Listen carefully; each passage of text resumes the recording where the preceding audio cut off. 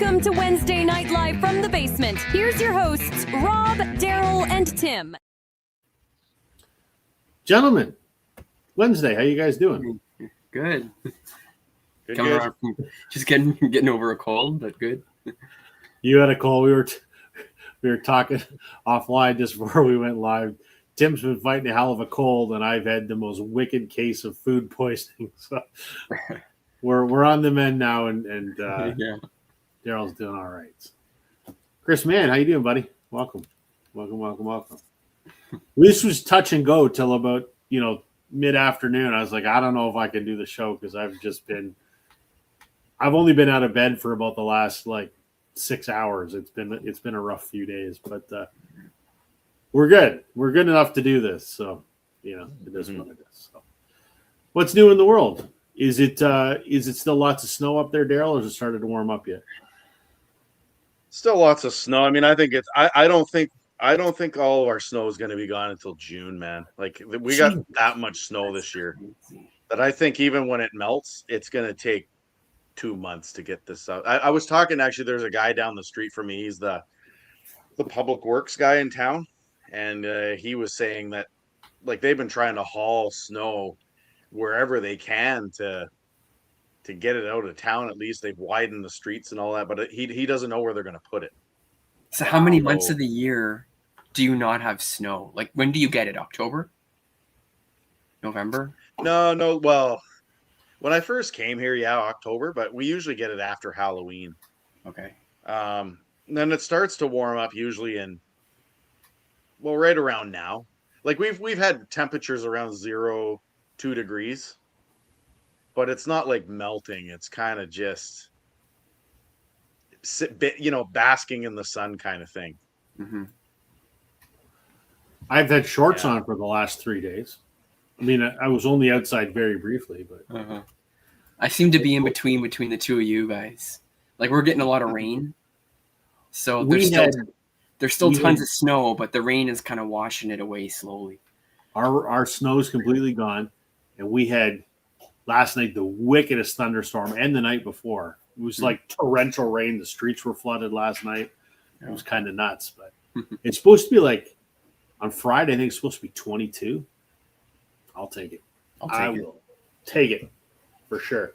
It is soon to be soccer season, and I'm ecstatic that, well, maybe not ecstatic that Canada gets to play their first game against Bosnia in the World Cup.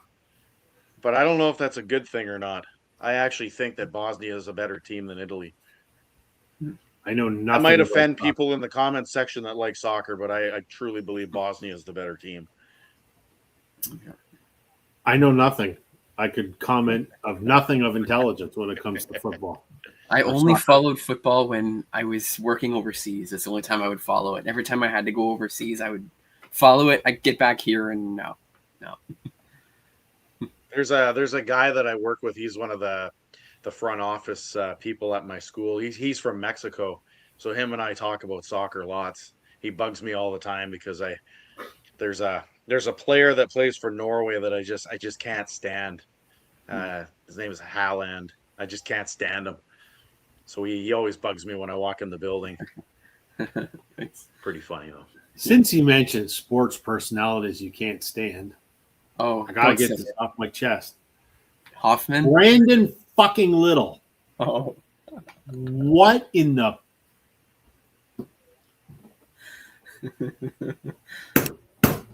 I hate that son of a bitch. For people who don't know, he's a relief pitcher for the Jays. And last season, he was notorious for shitting the bed and blowing games. Him and Jeff Hoffman. Jeff Hoffman was the guy last year that's supposed to be the closer, and he gave up 12 ninth-inning home runs last year, including Game 7 of the World Series, which we ultimately ended up losing. I hate Jeff Hoffman too, but I hate Brandon Little even more.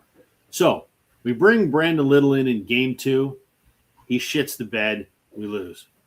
No, we won because we rallied in extra innings or in the ninth or whatever. And then we brought him in again today with the game tied. And he gives, our offense was shit today, but the game was tied. We bring in this guy who can't hold a lead, let alone a tie. What's he do? Give up a base hit with a runner on second, and we lost again. Can't stand Brandon Little.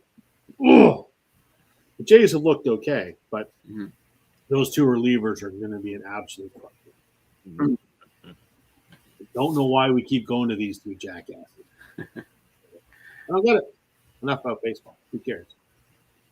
Chris is saying, I can't wait for the post office tomorrow to deliver an album. I've been waiting for a year and a half. The Nebraska box set. Yes. Chris texted me about that earlier. You're going to love it, man. I think it's one of the best super deluxe, whatever the hell you want to call it. There's so much extra good stuff in there. I mean, the Electric Nebraska is great.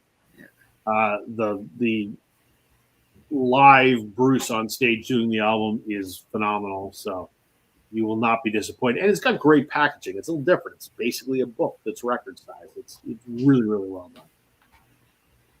Speaking of the Colorado Rockies, who we lost to today. Listen, you know what? We deserve to lose today because we brought in Brandon Little, number one. We didn't hit for shit. We scored. The American League champions scored one run against the worst team in baseball. You didn't deserve to win. And then the other day, you thumped us 14-5. Also, I think Brandon Little shit the bed on that one, too, if I'm not mistaken. So, yeah. While we're on the subject, let's talk about it. Bo Bichette, his first week in New York, he went 2 for 22 and got booed off the field, apparently. So, it looks good on him. I was never a giant Bichette fan, so I left him. So, on a better note, for Record Store Day, Bruce is releasing a live album. Is he? Oh, no, I don't want anything else on Record Store Day. No.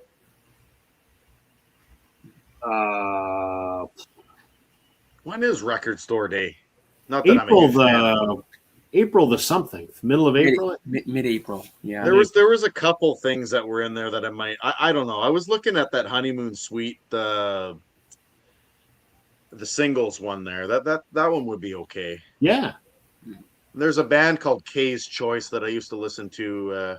They're from Belgium, but they did a song called Not an Addict, which was a hit in the late 90s, early 2000s. So I was considering it, even though I'm not a fan of Record Store Day. I got to look at the list again. I don't really want to go to Record Store Day, but there's a couple things I kind of want to go and see if I can find. I'll keep an eye for it, Daryl, and if I see it, I'll grab it for you. Yeah. So that I am assuming that due to your food poisoning, that package is probably still sitting right beside you. Eh? I promise, man. It's got to get out. I don't know if I'll get to it before. I probably won't get to it tomorrow, and then it's a holiday. So next week. Sorry, man. I figured that didn't get out the door with your food poisoning this week. No, I barely got out the door. I actually drove my son to school this morning, and the school is 10 houses away because I did not have the energy to walk. Like it was all I could do to drive to school, park a house away from the school, walk my son to the schoolyard, and then get back home. I was a sight to feel sorry for. So, someone asked me further up here in the comments, what do I think of the death of Chris North, who's a keyboard player from Ambrosia? Did I ever see them live? No, that's a band that I don't really know a lot about, to be quite honest. Never really got into them. Probably should, but never really got into them. So that Bruce live album is live from Asbury Park. I had not heard about that, but shit, I guess I'm going to have to buy that. Damn it. Now it's like 3 things that I have to go to Record Store Day for. That sucks. Every time the Record Store Day list comes out, I dread it because I'm like, please don't let there be anything on there I have to have.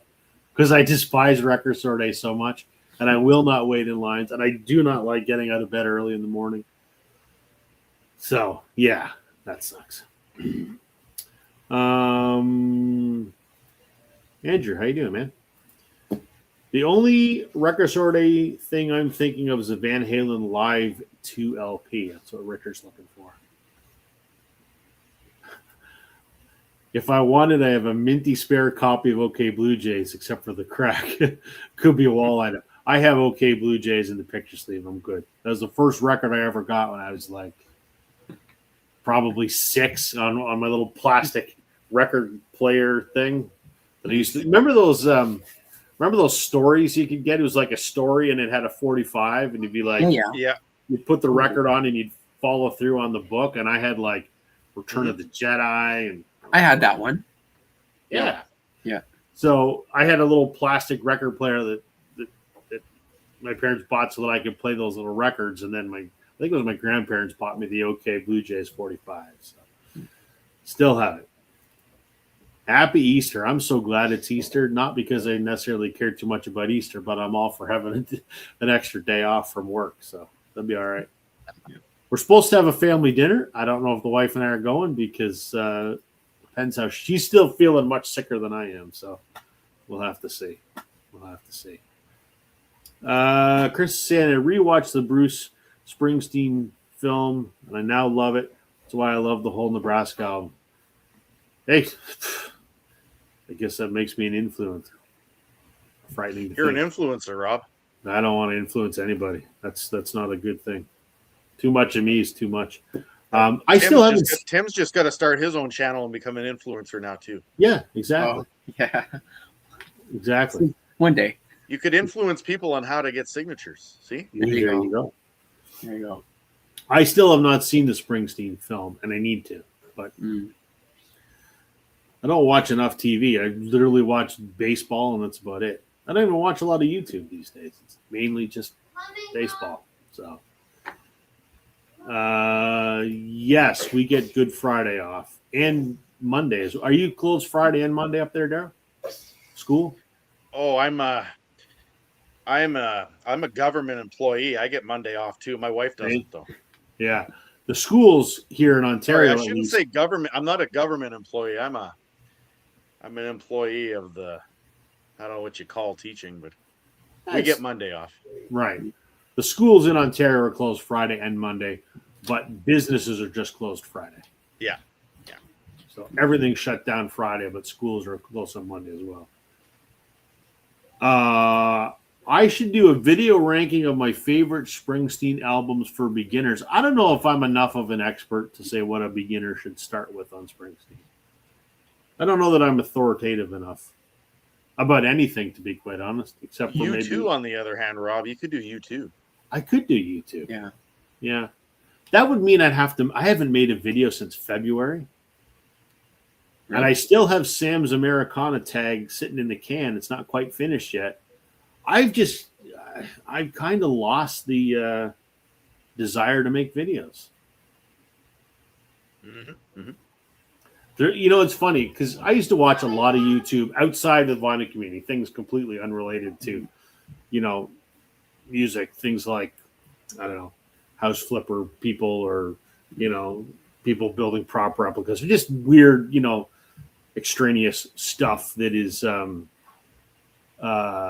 of interest, right? And I'd watch some of them regularly, and occasionally one of them would come on and go, I need to take a break from YouTube because I'm kind of burnt out. And I go, what?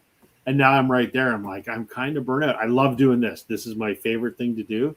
But to actually get everything ready and shoot a video and sit down and edit it, I'm just not interested. And it's not that I don't enjoy talking about records, because I do, obviously. But to me, the sitting down and editing, which was the part I used to love the most, I spend so much time in front of my computer for work now. It's like that's the last thing I want to do. After sitting in front of my computer for 8 hours, is to then sit in front of my computer for several more hours. So I don't know when I'll make another video again. I will. It's only temporary that I'm taking a bit of a step back. But if I do, I like this idea. I just don't know if I'm enough of an authority on Springsteen to offer much of an opinion. But I guess I was a Springsteen beginner, so maybe I could. I don't know. It's an interesting idea. Douglas is saying, I first saw Ambrosia backing up Rush on the Hemispheres tour, Chicago Amphitheater, and 2 more times free and got their autographs. Great prog rock band. Cool. I like Rush. I don't own any, but I like Rush. I've got some on my computer. I just don't have any on vinyl.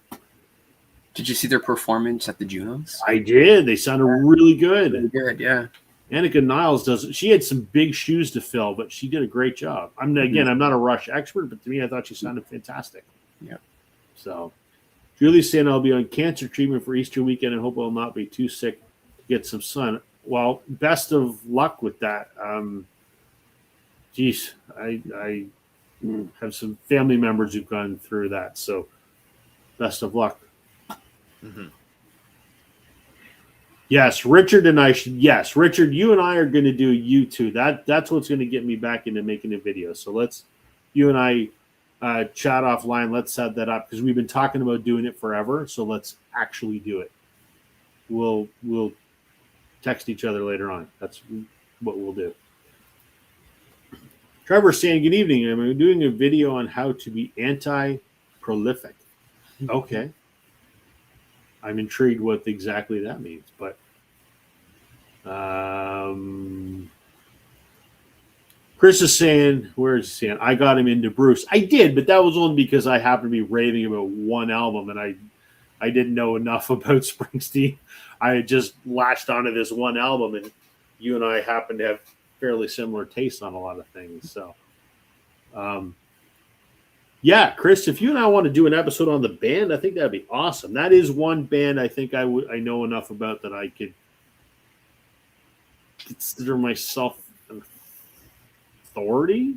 Maybe I don't know. That sounds so stupid saying those words, but you know what I mean. Richard's saying Annika was fantastic, but nailing that song was awesome. Yeah, so good. They sounded great. You know what I love? The Junos, for anyone that doesn't know, is like the Canadian Grammy Awards. And Rush opened it, and it was kind of a surprise thing. And it's great to have an actual rock band play the Junos rather than a lot of this other shit that gets Junos, and you're like, what is this crap? I haven't even heard of it. You know what I mean? It's, we're kind of like the old man got off my lawn kind of thing, but it's nice for the kids to hear some real music.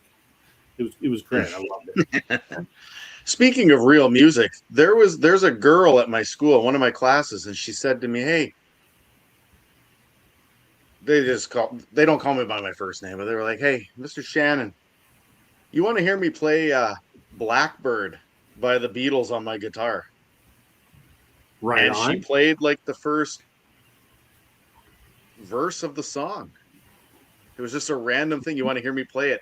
She's been practicing Blackbird on the guitar. Good for her. And I said to her, I said, you know what? Because I like you, I'll sit down and listen to it. I said, I'm not a huge Beatles fan, but I'm going to sit here and listen to it. It was really good. That's really great.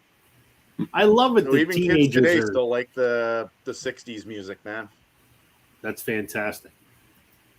I know, Chris, I've cost you a lot of money. I know. Yeah. I'm sure Liz goes, what did Rob make you buy now? Before you procrastinate, you better stop hard and think about it. I like to say about procrastinating, why do today we can put off until tomorrow? So, on that note, we procrastinated enough. Our topic today is just simply we're doing the Discogs Randomizer. Was that your idea, Tim? Yeah. Yeah. So, I figured this will pull some wacky stuff. Right. So for those that don't know, and I mean, probably most of you do, Discogs is a website, database, online marketplace for vinyl records and CDs too. And you can use their app and you can catalog your collection, which we've all done.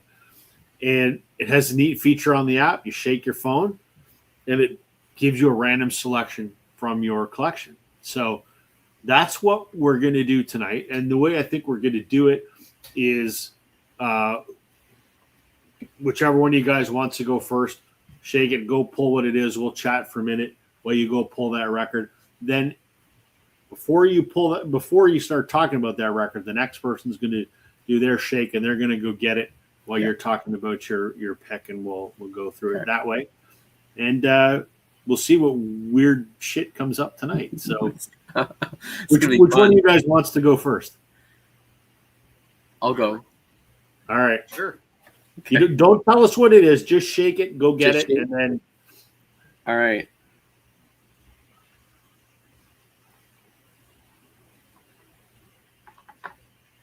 Okay. This is already going to be good. Okay. Oh, boy. I like this topic because, there's nothing thematic about it. It's probably going to pull some weird stuff. So this could be fun. Devin said, shake it like a Polaroid picture. Absolutely. Music in the House is saying, Julie, I'm sorry you're going through that. Hope you get some sun on your face. Absolutely. All right. I got it. All right. We give you the floor, sir. All right. So I'm showing it. Hold on. Let me Discog or StreamYard was not cooperating. Rob, yeah. You want me to shake mine? You want me to shake mine yours now? and go pull. Yeah. Okay. I'm not pulling 45s. That's the one thing I'm not going to pull. That's fine. It's too much of a pain to grab them. So okay, redo it. I'm going to reshake. There we go. All right. All right. What do you got there, Tim? You want me to show it? Okay. Yeah. So this is is it a gatefold? No, it's not a gatefold. Color vinyl? No. So a straight up record. This is from a show. Okay. From two lads from New Zealand. Flight of the Conchords. Flight of the Conchords. Yes. Yeah. I was trying to go who's going to be on our show but yeah. Right on. Got I didn't know that because these guys can actually. Well, I know like Brett McKenzie. He's the one that actually I think writes the stuff. The other guy is more an actor than a musician, but it works. Yeah. And this, like they do, like their song "Inner City Pressure" is kind of like a West End Girls kind of take on like the Pet Shop Boys West End Girls, and like their stuff's in the style of bands. It's pretty clever, and the songs are and the words are very clever too. But the show is awesome. I don't know if you've seen the show. I've seen a couple episodes, yeah. It's good. Yeah. Well done. Emma just joined us and she tuned in at the wrong time. You want me to shake mine? Yeah, shake yours. What did I just walk into? Yeah, it's all about timing. Discogs Randomizer tonight. That's what we're doing. Yeah. The Flight of the Conchords. I had a roommate that used to listen to them, and there was one song that they used to play all the time. I can't even remember the name of it. And he used to just do it. If he wanted to be annoying, he'd do it to wake us up in the morning. He'd just blast it. Yeah. There's some that are, I mean, some of it's parental discretion, but it's funny. It's just really funny stuff. Nice. I used to play it in the car. Music in the House is playing along. He shook and got Blue Redhead 2002, Oh, okay. singer from Santa Monica, California. Right on. Nice. All right. Daryl, you're up. Okay, so this is almost the second shake. Like I got my first one was Jack Wagner's 45 of All I Need, which is a one-hit wonder from the 80s. But this is like almost a cheat. Rob showed this last week. We've talked about this record so many times, but I'm gonna do it because it's just lightweight at the beginning, Mm-hmm. Something easy to talk about. I know that I believe Richard, this is also your favorite record by this artist. And I know Chris Mann, he likes this one, but he's a little more preferential to Nebraska. But Tunnel of Love, Bruce Springsteen is the first one that came up for me.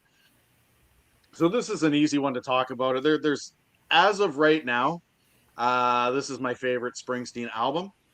I still haven't listened. Chris sent me his copy of Nebraska. He mentioned that earlier. I still haven't got around to listening to it. It's just been way too busy in my house. So who knows? Maybe I'll give Nebraska a couple listens and maybe it'll be my new favorite one. But as of right now, talked about this. Side 2 of this album, Tunnel of Love, Brilliant Disguise, One Step Up, When You're Alone. It's an absolutely brilliant side 2 to an album. It's kind of funny that he didn't start that with side 1.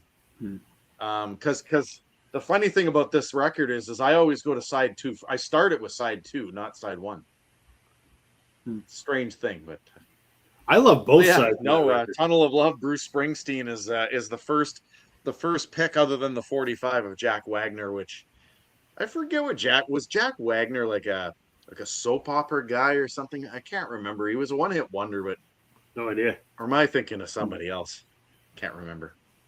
I love that Springsteen album. I mean, Brilliant Disguise is a fantastic song.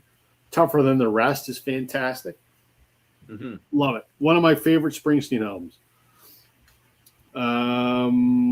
Glenn in Buffalo is asking, what's going on tonight? We're doing the Discogs Randomizer.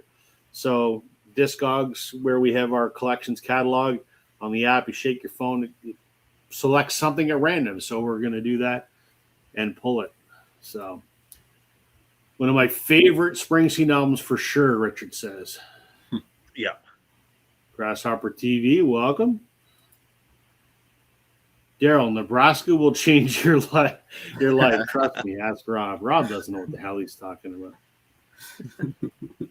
about. Apparently, Jack Wagner was on a soap opera. That's what I thought. Trevor, you don't strike me as the soap opera kind of guy.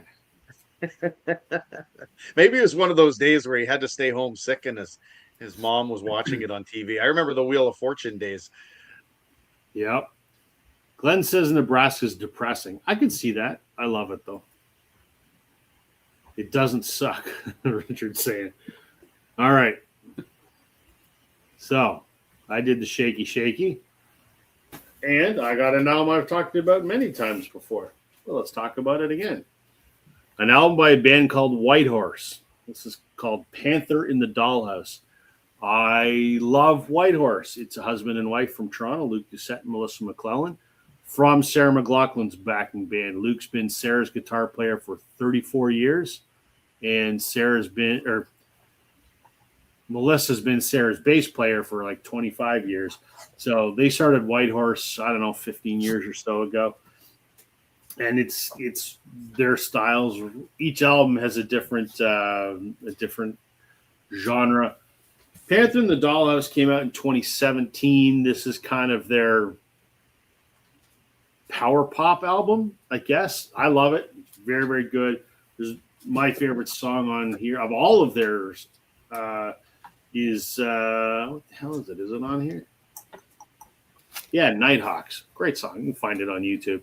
It's a hell of a lot of fun. So they actually have a new album coming out next month, which I'm looking forward to. I just mentioned this as an aside because it's kind of interesting. I own a test pressing of this record. There are only 4 test pressings, and I own number 4 of 4. Nice.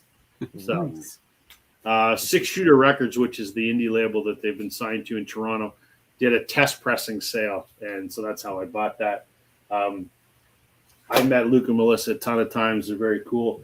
Luke is actually touring with Bryan Adams right now, filling in for Keith Scott because he's having some kind of surgery. He's going to be out for several months. So right now he's Bryan Adams' guitar player. So there you go. You know way too much about Whitehorse now. Let's see here. Grasshopper TV, Facts of Life in the mornings on 6 days off. I remember 6 days off when I was a kid. I would be at my grandmother's, and it was Price is Right. Shoot me in the head. Now that they are on tour, now that Sarah's on tour, are they on tour with her? They were, but Luke got pulled away to go out with Brian, so I think just Melissa's with her right now. I believe. I'm not sure.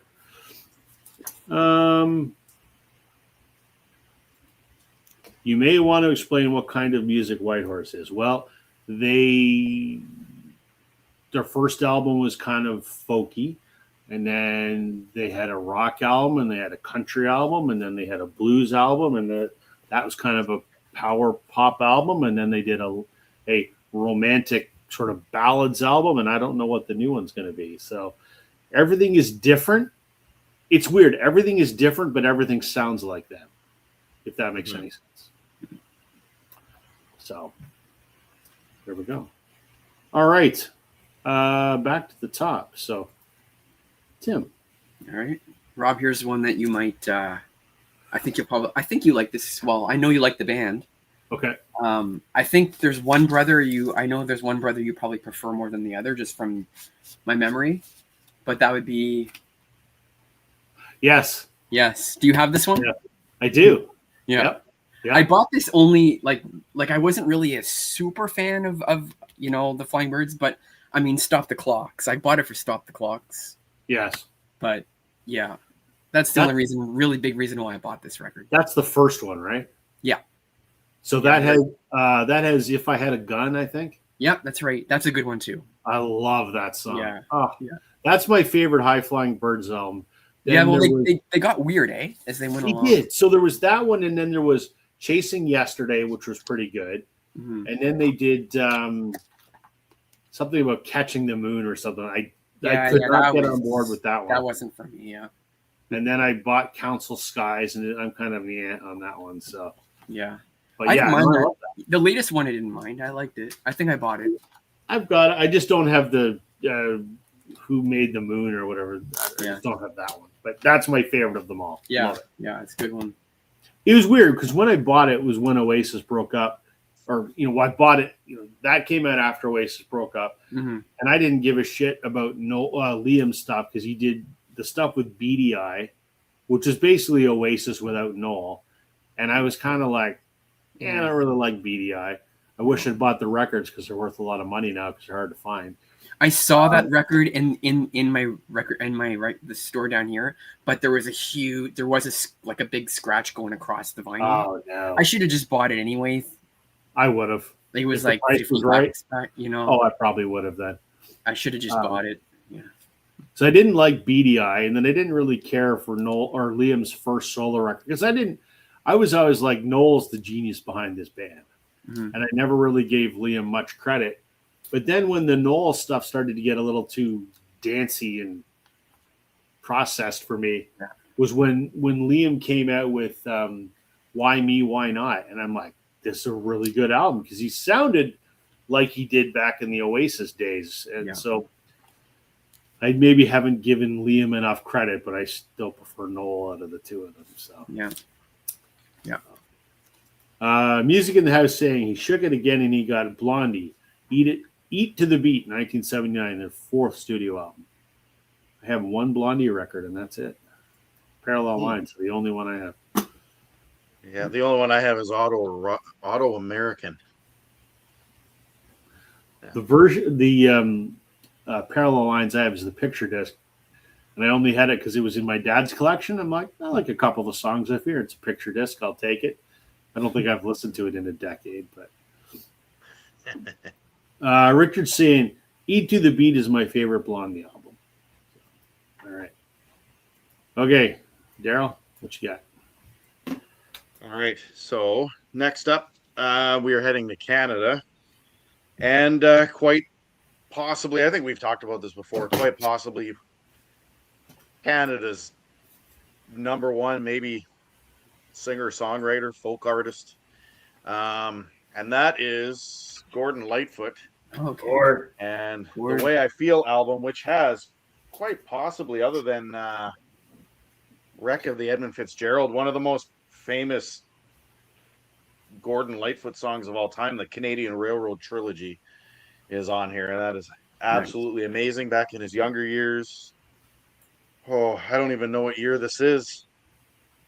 Early 70s. I'd have to look at the wax, but no, like Gordon Lightfoot is fantastic.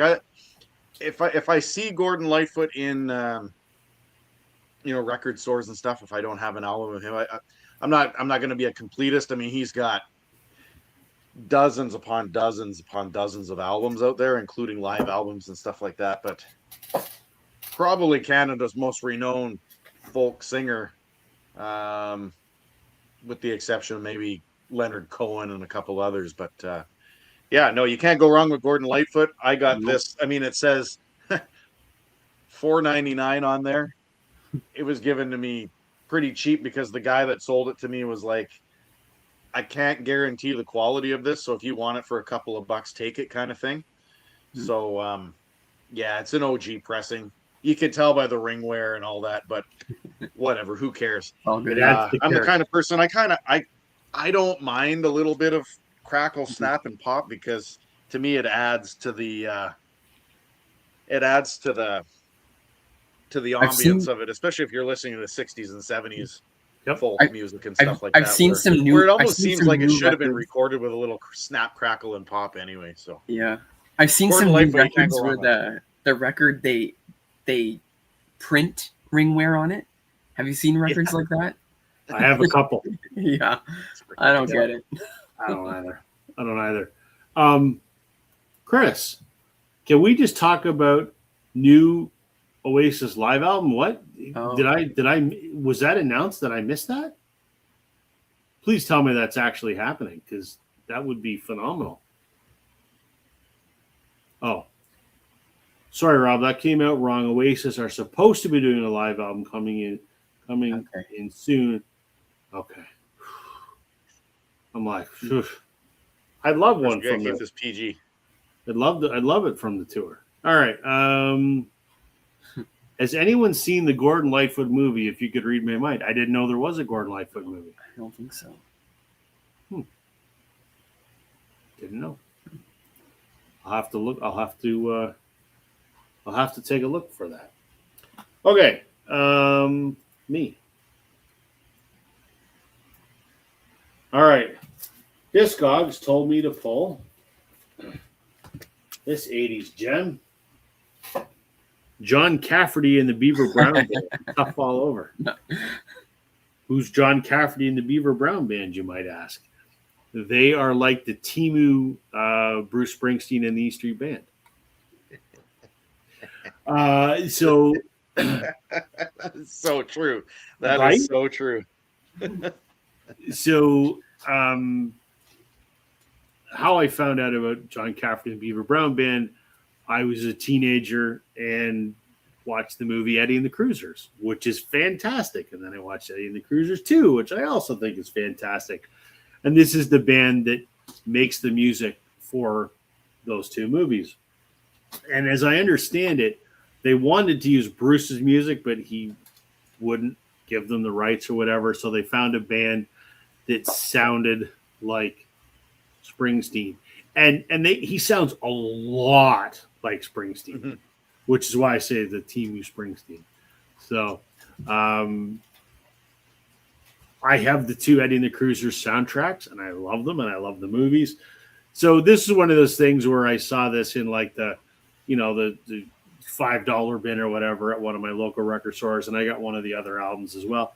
And it's good. It sounds just like the stuff in the movies. So is it that album that has On the Dark Side, or is that the movie that has the soundtrack That's the movie. that has that? That's the movie. I don't know that they had any songs that were hits. I don't think. I mean, Tough All Over was the single, which is the title track. But no, On the Dark Side was from, is that the second movie? No, that's the first movie. So, Eddie and the Cruisers kick butt. Yeah, I love them both. They're good movies. Music in the House is saying, I think Oasis has 2 live tracks on the 7-inch new War Child compilation. Yes, I did know about that. Okay. Back Speaking of new releases, I haven't heard it yet, but has anybody here heard the Flea album? No. He did like a jazzy Flea from the Red Hot Chili Peppers just released one where he's done like some jazzy stuff. I saw him. He was on, I don't know what, one of the late night talk shows, and he had his bass around his neck and he was playing trumpet, and it was this jazzy kind of stuff. And I was like, well, this is interesting. That was just last week sometime. So People have been posting it on Facebook saying it's a pretty good album, considering like you wouldn't think of that coming from Flea, right? no. John Cafferty is coming to a casino here with John Waite. Right on. I'm streaming that Flea album soon. I'm really curious about it. I don't know that would be something I would buy, but I'd maybe give it a listen or two. So, okay. Back to you, Tim. Well, this one's a little less exciting, but I mean, it was bound to happen because I have, I think, about 200 records in my collection Yeah, it was bound to happen. Of course. But it's a 12-inch single, so it's not an album. Put It There. This would have been from his Flowers in the Dirt album in the late 89, I think it was. One of the singles off that album. The B-sides here kind of suck, but it's stuff that you don't like. What's kind of cool about his 12-inch singles is that the B-sides is always stuff that's not on albums, so you're always buying new music. So that was kind of cool. So the B-sides no one wouldn't really know unless you're a McCartney fan, but it's a cheesy song called Same Time Next Year. It's slow and ballady and not great, but it's all right. But the singles Put It There, which is a song about his dad, I guess, like just a father talking to his son, like, hey, put it there kind of thing. It's a good song. It's just an acoustic-y song. Right on. But yeah, that's all. 12-inch single. Put It There, Paul McCartney. Right on. What's your thoughts on the new McCartney album and the 432 variants that have already been released? Yeah, so I've already ordered 2, but I think I'll stop there. I was going to say, are you going to do like you did with McCartney 3? No, I'm not doing that this time. It's not COVID. I'm not bored. I'm not stupid. We'll be your support group if you need it. Yeah. I'm Tim, and I have a variant problem. Yeah. It's a thing. Kudos to him, though, for being like 90 years old or whatever the hell he is, putting out an album. Good for him. Yeah, it's half decent. I like it. It's not mind-blowing. It's not great, but it's a good song. Good. Yeah. Music in the House. He just did a Shook and Joe Walsh Barnstormer. Love that. Got Nice. it. I love me some Joe Walsh. My guitar hero. Okay. What you got there, Daryl? Last time. Okay, well, here's where Discogs shaking machine gets a little bit interesting in my collection, because this actually is an album that I got this as part of a collection that somebody kind of gave me, and I've never really listened to it. In fact, I don't know if I've ever listened to this. Rob knows my thoughts on the disco genre. And so this, and it's not ABBA. Ah! But this is funny. It pulled Donna Summer's "The Wanderer," which I think it's the hit track that's on here. But there's a song called "Nightlife" on here, which I think is the other one. But I mean, I wouldn't say that I'm like anti Donna Summer. She's got some cool tracks, as much as I'm not into the disco thing. But it gets interesting. But what makes this even more interesting is I never would have associated Donna Summer with David Geffen label. I would never have thought of that unless this is a repress that Geffen picked up or something like that. But yeah, you can tell that it's a Canadian press with the leaf up in the corner. So yeah, no, Donna Summer's all right. Still got the inner sleeve and everything on this one. So, it kind of is like what Vinyl Richie says. It's one of those albums that I will never get rid of because nobody's going to give me any money for it anyway. Unless Rob wants it. No, I think I'm probably okay. Let me know your thoughts in the comments below. What are your thoughts on Donna Summer?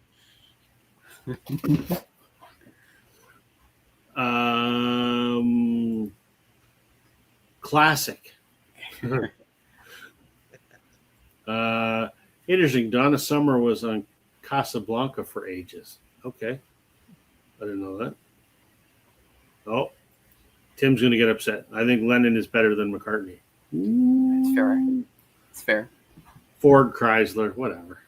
My wife's a Lennon fan. She's not in big McCartney too much, but you know what? I'm a big Beatles fan. I don't really give two craps about the solo Beatles. I have some Lennon, and that's it. But whatever. Yeah. Okay. This is a weird one. Not a weird one. Just a different one, I guess. This is a band called Greylands. I'm going to take this. Has a little Obi strip on the cover, which I'm not going to bother taking off.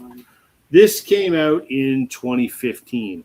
Greylands was, I guess, a side project for Wayne Petty, who's the front man for Cuff the Duke, which was a called a Toronto band.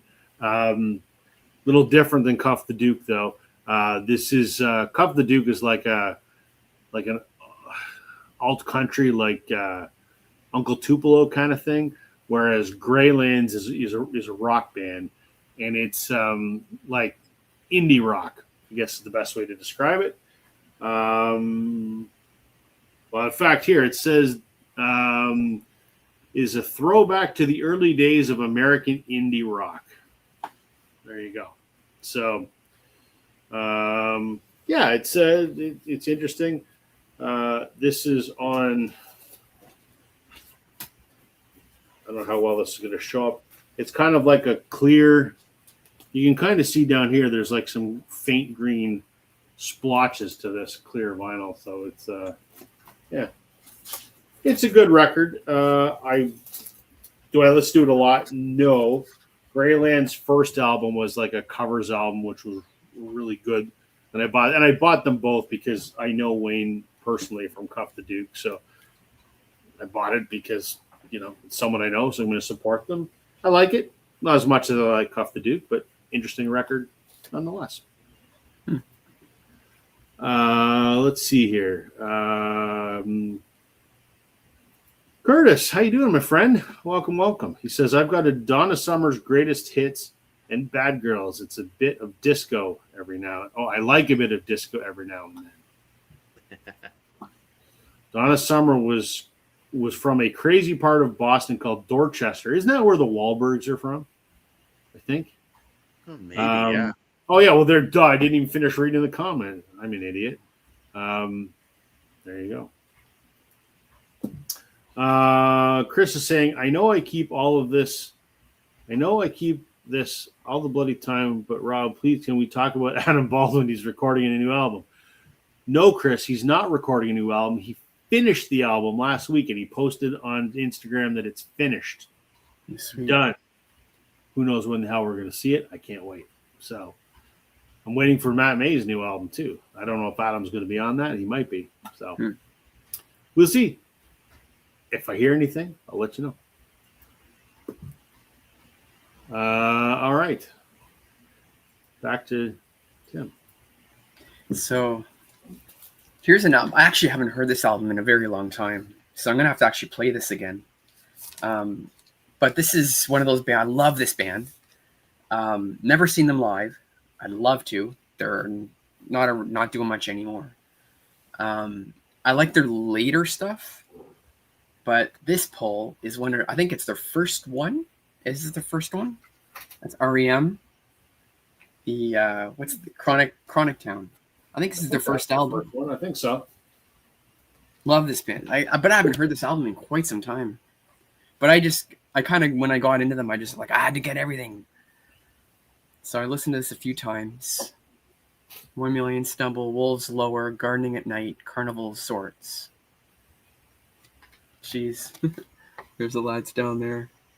So, I don't know I've ever heard that record. Yeah, I'm gonna have to play this tomorrow. It's been some time since I've heard this. There you go. Richard's saying that's super early REM. Yeah. So that would be like what, mid 80s? It's 82. Okay, I wasn't too far off. 82. Record Hound, off to grab a fancy burger for my birthday. Have a great stream. Thanks for tuning in, man. Have a bite of a burger for me. I'm hungry. Music in the House. Chronic Town is terrific, and Gardening at Night is a favorite of mine. Michael Stipe wrote and performed the title track for the new show Rooster on HBO, I think. Oh, okay. Yeah, I'm putting this aside. I'm gonna listen to this. You got some homework, Tim. All right. What Discogs tell you to pull there, Daryl? Discogs told me to go back to the 1970s, early 80s on this one.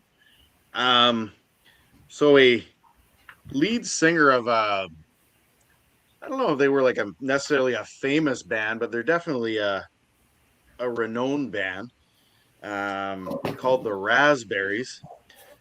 and the lead singer was none other than Eric Carmen. And you'll notice that the little sticker that's on there says exactly $1. I got it at a Mennonite flea market kind of store, like a thrift store.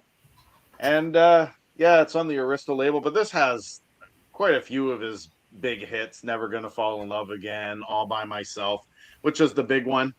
I mean, I guess every now and again, and it's kind of funny because it has a really shiny back to it. Yeah. And if we were ever to do a show on the most boring back covers of all time, this might fit the bill because it's just a shiny gold one. But yeah, I It's think an those are album the you two never big seen in songs that great are shape. on this. And like I said, I mean, it was $1, so I picked it up at a thrift store, and I'm not opposed. Like Eric Carmen to me reminds me of like, is he British or American? Eric Carmen and the Raspberries. Let's find I out. forget. I'll get on the Google box here. But he reminds me wherever he's from. He reminds me he's like their version of Dan Hill, Canada's Dan Hill. That's what he reminds me of. Just that soft, mellow '70s, early '80s. He's from soft Cleveland. Pop, soft rock. He's from Cleveland. He's from Cleveland. It's from Cleveland. All right, but yeah, no, I want to pick up some albums by the Raspberries because I do like them. Just I never see them in the wild. Never really found them. So yeah, Eric Carmen. If you like '70s mellow stuff, that's kind of like I don't know Dan Hill or those types of singers from the '70s. Yeah. Right on. Music in the House saying shook and got a local band called Now Now and their 2017 release Threads. Really good pop rock. Cool. All right. I did the Shaky Shaky. I got this outstanding album, Dirty Honey. Dirty Honey, this was their debut from, I don't know, I want to say like 3 or 4 years ago. They are a band, I think they're from LA. This is really great 70s throwback rock. It is awesome. Awesome. I've told the story before, but I'll tell it again. Why not? I ordered this from the band's website. Obviously, it's autographed. And when I got it, it was in horrible shape. Seam splits on 3 sides, and the record was scratched all the shit. And, you know, I felt bad. It's an indie band, their first album. This was, I think, self-released, yeah. And so, you know, I felt kind of bad, but I'm like, I did pay $60 or whatever. So I emailed their store and went, hey, just to let you know, it arrived in pretty bad shape. No questions asked. They sent me a brand new one, which arrived in stellar shape, which was very nice of them. I then shipped my damaged copy to Alex at Beer and Vinyl. He asked me, you know, would you sell it to me? So I just gave it to him. So, yeah, anyway, fantastic. They have a second studio album, which I have, and they have a great live album as well. My favorite still, though, their first one. So if you want some good throwback rock and roll, can't miss with Dirty Honey. That's what year is that? I want to say it was like maybe 5 years ago, 4 or 5 years ago.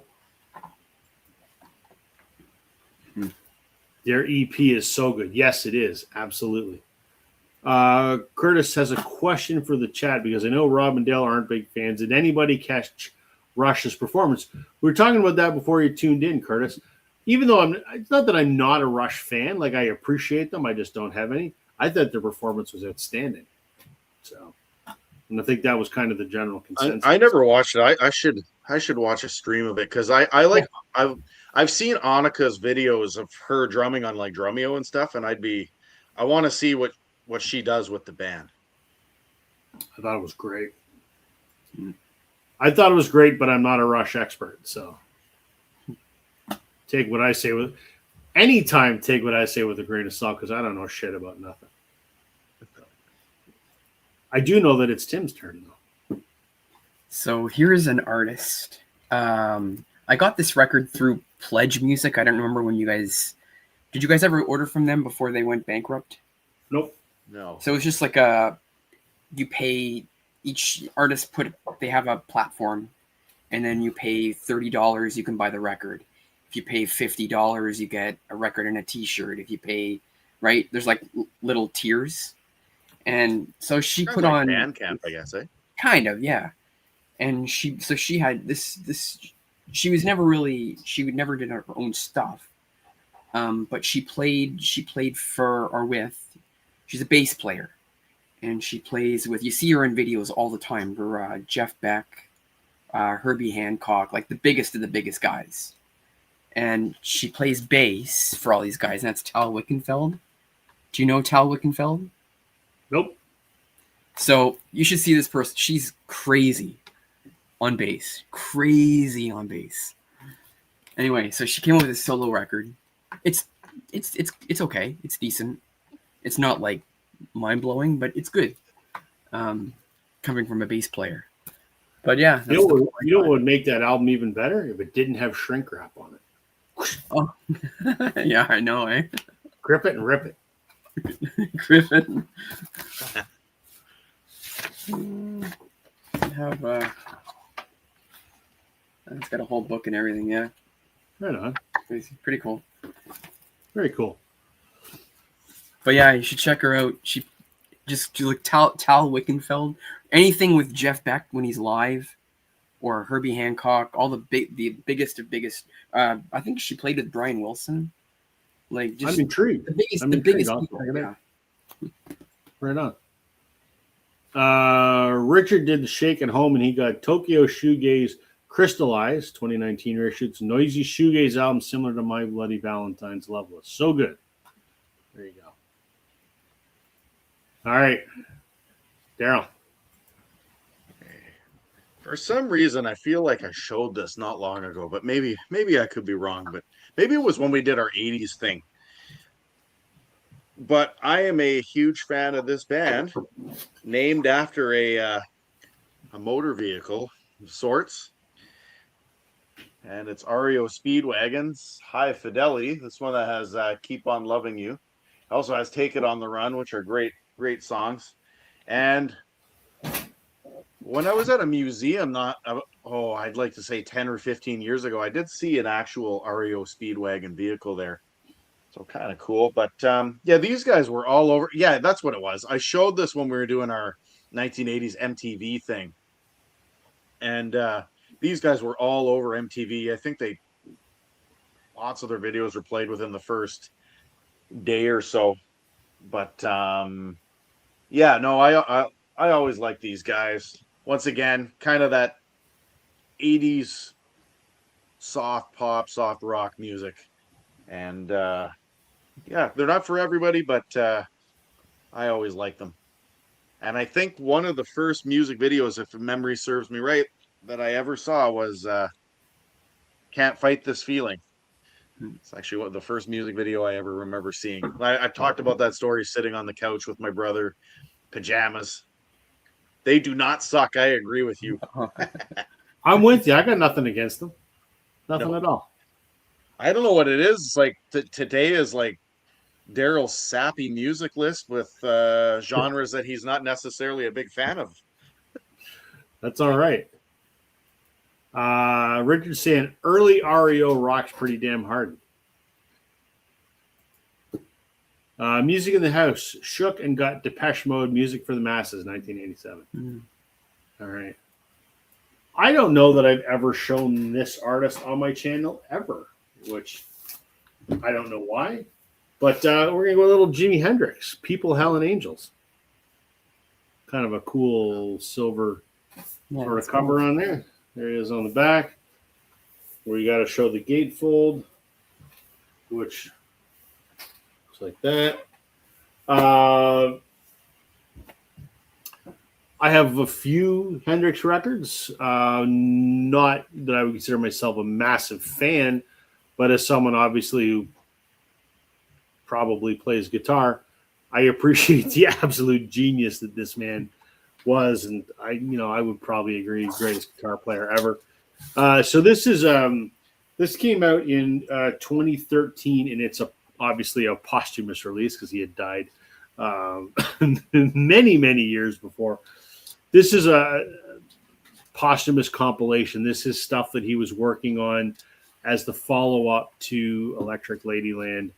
Obviously never got released. So sounds exactly like you think it would sound, and it's an enjoyable listen. Yeah, I don't have more to say about it than that. It's great. This is the one I actually kept the hype sticker, and it says basically what I just said. There you go. So it looks like a foil cover. Yeah, it does look like a foil cover. Absolutely. Trevor's saying my shake was the Jay Giles Band Showtime, a live album from '82. Literally my first concert. I was there during the series of recordings at Pine Knob Music Theater in my hometown. Cool. Right on.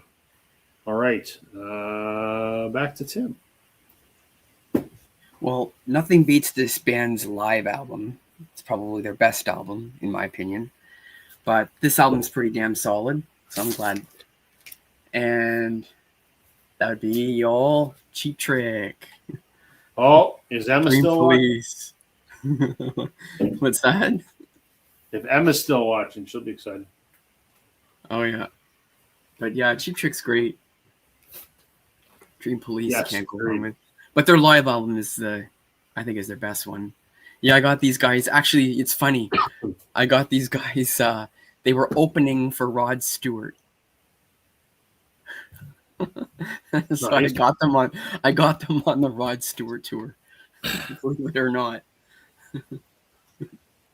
I saw them opening for Aerosmith Okay. See, that makes more sense. on the Honkin' on Bobo tour.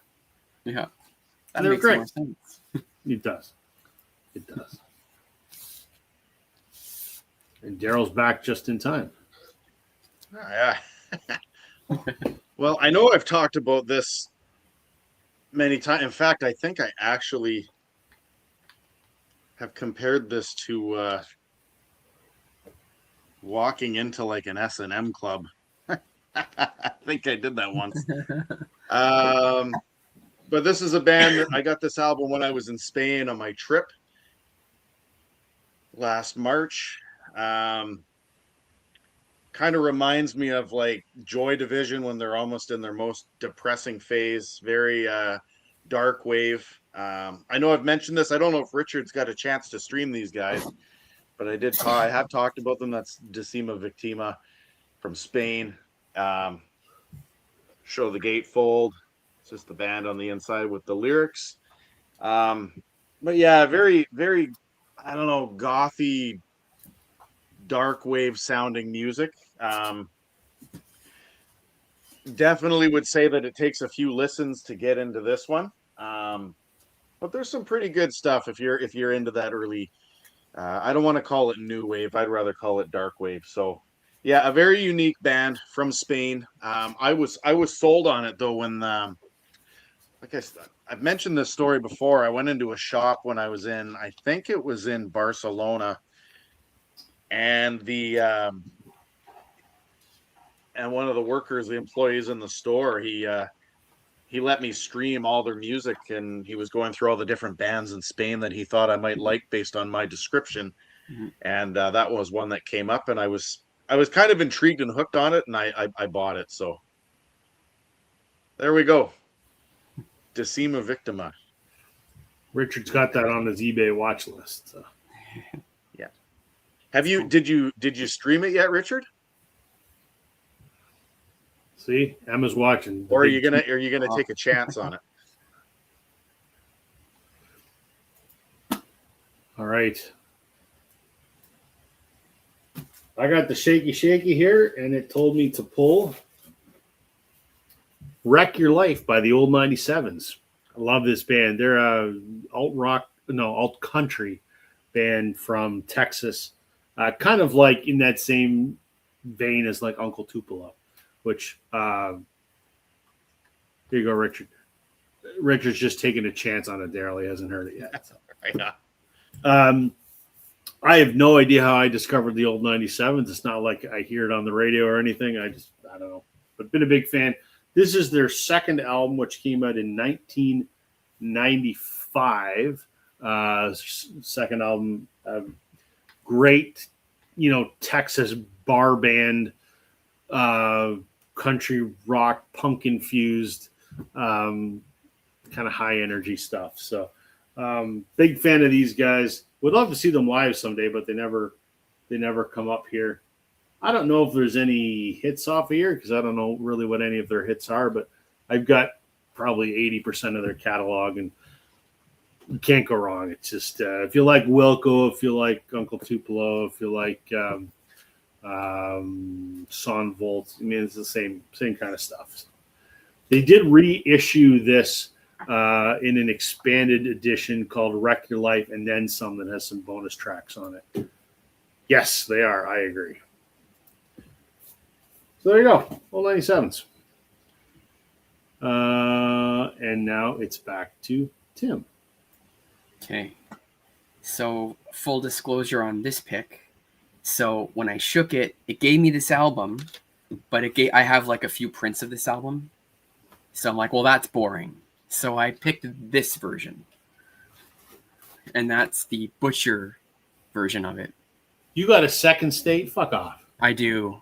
Oh, so man. I don't want to it's not in the best shape.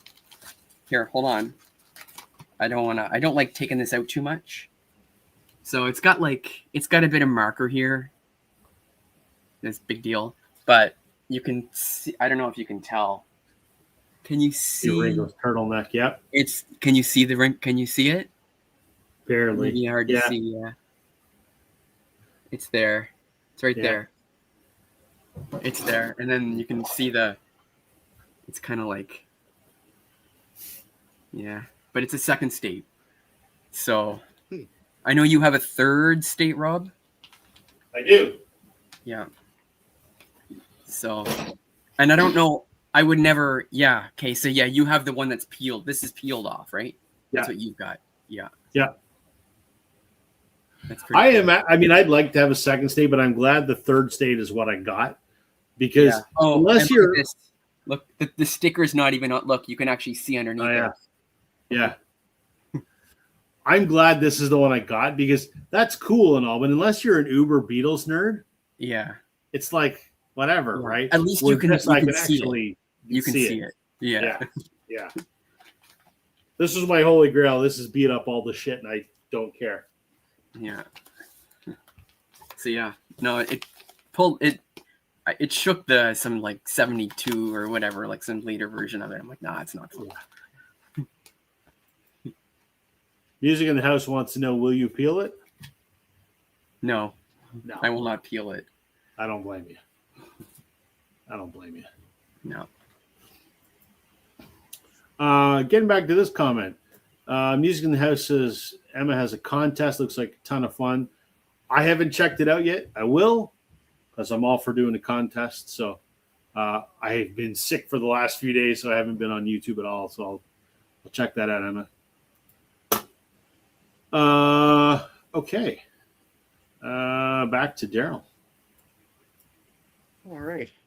Well, an album I don't know if I've ever shown this before because I don't listen to it very often. I know that if Alex was here and some of the other prog rockers, they would enjoy this particular album. I've mentioned this before. I'm more of their fan of their 80s music.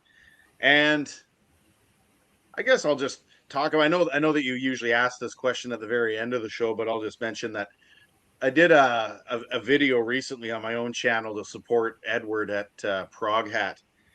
And he kind of had this video where you show an album cover that you could tell a story with. And I think that this particular album, I could do that too. I never even thought about this.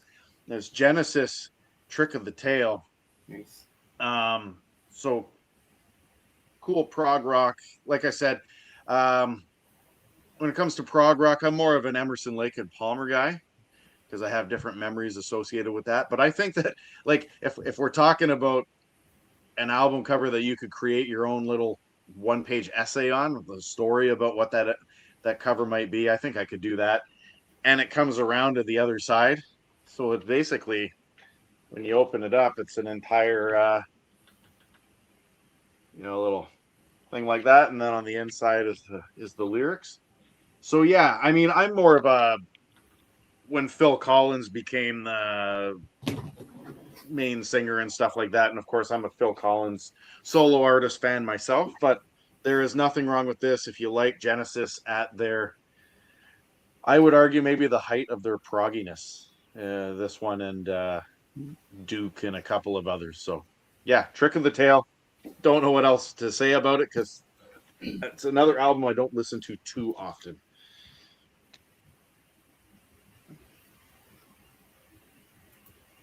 All right. Music in the House. Shook and got another local band from Duluth, Minnesota, that Americana Sam I like, Pert Near Sandstone, with their album Discovery of Honey, 2016. Cool. Obviously, I haven't heard of them, but. All right. Good thing Richard's still watching for my pick here. Not a lot to say about this one because it's a 12-inch single. U2's Hold Me, Thrill Me, Kiss Me, Kill Me. Mm-hmm. Love this song. It has the Gotham Experience remix on one side and then the original mix on the other side. If memory serves me correct, the reason this looks comic booky is I believe this song was on the Batman soundtrack, if I'm not one of the Batman movies. I don't know what the hell what it was, nor do I really care. I don't care about the remix. But I bought it because I think this was a record store day reissue, and it was on clearance at one of my local record stores for almost nothing. So I thought the album was cool. It's in Boston. It looks nice and whatever, and it's one of my favorite U2 songs. I think this came out around the time of Octung Baby, if I'm not mistaken. So, yeah. It was either Octung Baby or the next one. What's the next one? Zooropa. Yeah. Right around that time. So, if they would have put that on the Zooropa album, you might like it. I might. I still have tasked myself that I need to sit down and listen to that again. Richard says he has it too. Yes, it was part of the Batman movies. Devin says it's an excellent song. I have that one as well. Yep. I've talked before when I first got into U2 ages ago when I was dating this girl in high school, and she made me a mixtape of what she considered the best U2 songs. This one was on there. So, who did the remix? I don't know. It says the Gotham Experience remix featuring Gavin Friday and Regine something. So there you go. I've never even listened to the remix because I don't care. But I love the song. So U2 seems to be shooting for a 2026 album. I hope so. That's the rumor that they're close. Apparently, they've been in the studio working on stuff. So I can't wait. It's been like 7 years or something, or 8 years since the last album. So, yeah. Okay. Back to you, Tim. All right. Now here's a guy. I'm not a big fan of the band, and I'm not really a fan of this guy's solo stuff either. But I love this album, and that would be, this came out in the, I want to say, early 90s. Yeah, got to be definitely early 90s because I was living in Germany at the time when it came out. And that is, my dad used to play this all the time, and it grew on me, and that's Robert Plant's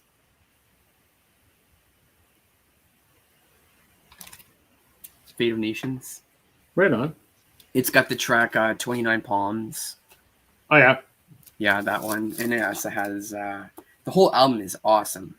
Calling to You, Down to Sea. Nothing that, like, there's no singles per se. Right. But the album is kind of like it's just great. It's just great music. And it's like, I'm not a huge fan of Robert Plant, but this album is awesome. Very cool. Yeah.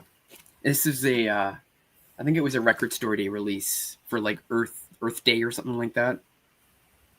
Very on point with the cover. Yeah, because you don't really see it around too much. I say I've never seen it in the wild. Yeah, it's great. This is a great album. Cool. Mhm. All right. I was never really into Led Zeppelin. They're all right. It's not for me. I have some Led Zeppelin records, and if a Led Zeppelin song happens to come on, I'll enjoy it. Yeah. But that's kind of where it stops. I'm not like, I need to go listen to some Led Zeppelin. Yeah. You know, they're massively important, but I don't want to go listen to some Led Zeppelin. Mm-hmm. Scott, how you doing, my friend? Welcome. We're doing the Discogs Randomizer tonight. We give it a shake, and Discogs will tell us to go pull something. So, let's see here real quick. Trevor says he went to a Robert Plant concert, but went for the opening band, watched them, and left. Oh, there you go. Tim, because I was gone over there to get my record. Is that the one that has Big Log on it? Big what? I don't think I think so. it's called Big Log or something like that. I can't remember. Or is that a different? I don't. It doesn't ring a bell. No. Yeah. This is the one. This is the big song. Was 29 Palms. Mm. Yeah. Well, I will say that for this next pick, Discogs has struck again. Discogs has got me a good one here. So I remember my dad had this when I was a kid. These types of records were all over the place. So we're going to go with a little bit of K-Tel music here today, as advertised on television with the Nutty Numbers K-Tel record. Nutty Numbers. Nice. That's awesome. What a wacky cover, eh? That's great. This is one that has like all those like spoofy kind of songs, like Rick Dees and Disco Duck. It's got Spiders and Snakes. The Purple People Eater is on here. Speedy Gonzales. How Much Is That Doggy in the Window with Patty Page? That's great. Ramalama Ding Dong by the Edsels, 1950s music. So, I mean, I just think K-Tel records are hilarious. They are. And they just, I don't know, there's just so much nostalgia to it. I don't know. Humphrey the Camel by Jock and Misty. I don't know. Anyway, it's awesome. So, Richard says that looks like a cereal box. I don't know what else to say. I just think it's hilarious as advertised on television. Yeah. I remember those K-Tel commercials when I was a kid all the time. Yeah. Yeah. The Trans-Canada Highwaymen did such a good job on their... They did. Yeah. Allegedly, when I was talking to the guys, they plan on doing a second one. That's what I've heard. So that's what I've heard. Whether they've done it or not, I don't know. I regret when they came to Waterloo, I didn't go see them. I should have. They were great. Yeah. Oh, they were awesome. And they were like, there was a crowd that came in late and they were just pressuring them, and they were sitting in their seats, and you decided to show up and this is what you missed, and all nice. Nice. Chris Murphy and Stephen Page together, they're quite clowns. Well, I have the utmost respect for Stephen Page. Yeah. The talent left BNL when he left. Oh, 100%. I agree. As far as I'm concerned. They're a joke now. But that's just I agree. Music in the House, Shook and Got Blue Ash, No More, No Less from 1973. Classic power pop rock. Okay. I did the shake, and I got something, kind of a boring pick, but I'll share it anyway, because why not? I don't know if I've ever shown this. A band I hate to love, the Eagles. Mm-hmm. I love the Eagles, but man, do I hate Don Henley and Glenn Frey. What a couple wankers. Now, Glenn Frey's not on this because he was deceased at this point. This is live from the Forum in 2018. So this is the deluxe edition that is 4 LPs. There's a 2 LP version you can get as well. Because I'm an Eagles completist, I had to get the big one. The Eagles, you know what you're going to get. It's Henley has very high standards, and this is a very, very good career, sort of spanning live record. What I do like about this, however, is this is the only Eagles recording where you will hear Vince Gill on the record and Deacon Fry. Deacon Fry does a good job of trying to be his dad, but I'm not a country guy, but I absolutely respect Vince Gill for being a massively underrated guitar player, and he fits very well into the Eagles. So this is the only place you'll find the current iteration of the Eagles is Live from the Forum 2018. It's good. It's, in my opinion, it's probably actually the best Eagles live record, and there are several, but there you go. I hate to like them because Henley's such an asshole. Yeah, he is. Eagles featuring the Wankers. Yeah, exactly. Well, Joe is nice. Well, yeah, you've met him. Joe's my guitar hero. That's another reason. He was the only one receptive. The rest just kind of effed off. Yeah. Okay. So it's Tim's turn. There you go. All right. We got a soundtrack. Grease 2. What's that? Is it Grease 2? No, it's not Grease 2, but It should it's early E.T. Hey. The extraterrestrial. It's kind of cool because it opens up, and then you got like, well, there's your shrink. It's got like the big giant. Oh shit. Okay, it's a whole thing. It's got the poster with Michael. Michael. Which one's the alien? What's that? Which one's the alien? Oh, you're funny. I know. I'm here all night. No, I don't. I love Michael Jackson. I don't care what anybody says. He doesn't have a bad bone in his body, but people can believe whatever they want. He doesn't have any more bones in his body because he's dead. Well, that's true too. But yeah, it comes with the whole booklet cool. here. Right on. And then I think he narrates it, I think, or something like that. So it's a book, and you follow the book, and he basically narrates the story. That's the perfect comment. I'm going to give this a star. Alien versus Predator. That's terrible. I love it. That's terrible. It's funny, but it's terrible. Yeah. I don't know. People can believe whatever they want. But, right. Very cool. Yeah. I didn't even know there was a soundtrack for E.T. So yeah. Well, I mean, there's a musical soundtrack. Right. But that's like the read along one where you just kind of like he narrates. It has like the E.T. like they take out the sound clips of E.T. So E.T. does the E.T. bits, and it's like those little books. It's like narrating.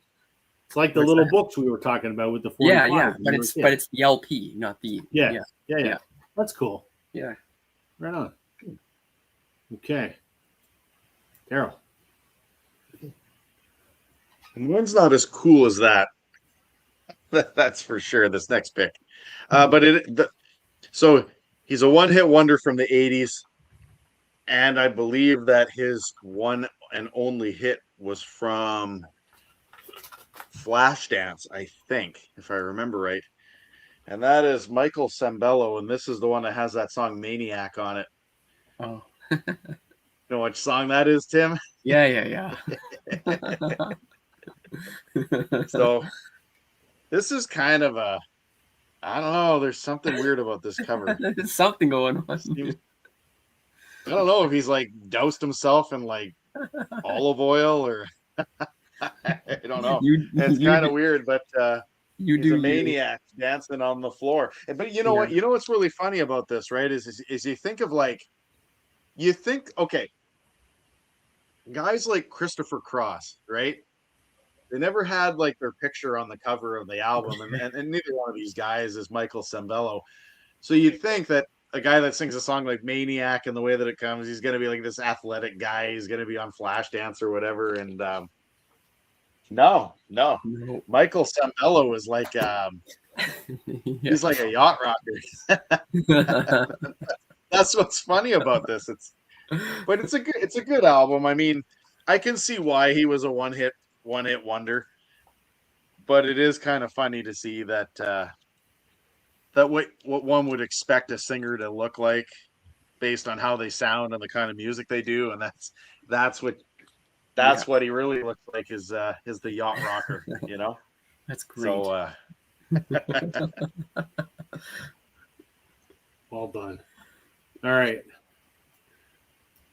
It's funny that Discogs should pick this one for me because we were talking about this album a few minutes ago. The other half of the equation, Liam Gallagher. And I mentioned I didn't really give two craps about his post-Oasis career until he came out with this album. This album, 2019, Why Me, Why Not? Liam had some vocal problems. Towards the end of Oasis, his voice was shot. Just couldn't sing worth a shit. And I thought with BDI and even his first solo release, the songwriting wasn't very good. But this is a really good post-Oasis album, much in the same way that first High Flying Birds is a really good post-Oasis album. Like you can hear sort of that they used to be in Oasis, but it's also sort of a more mature or slightly different sound, I guess is the way to describe it.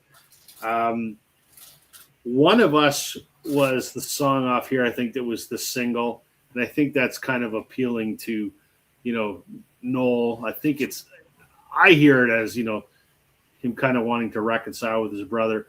There's a great song called Now That I Found You, which is about Liam's estranged daughter.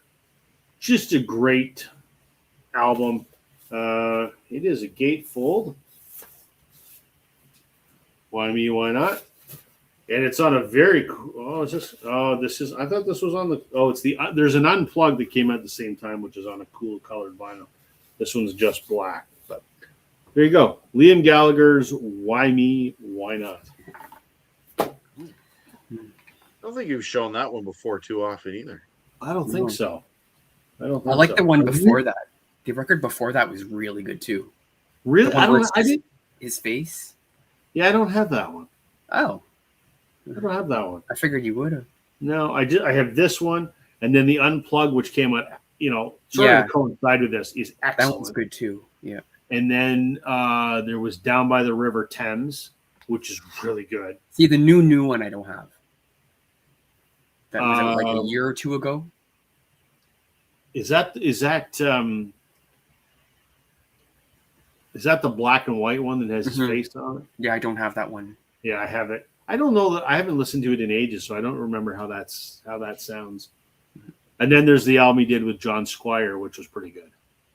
So,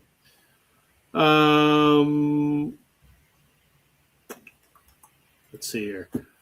I have to leave your stream, guys. My new video is premiering at 9:30, and it's shot at the Horseshoe Tavern. Oh, cool! Right on. Cool. Love the Horseshoe. Thanks for tuning in. Okay, Tim, what you got? All right. I'm just quickly going to run upstairs to say goodnight to my son. So yeah, I'll do a 3-fer. So it pulled this one. So Discogs pulled this one, but I had to pull these two because they were just next to it, and I'm like, this band's freaking awesome. And I know, Daryl, you've shown these guys before.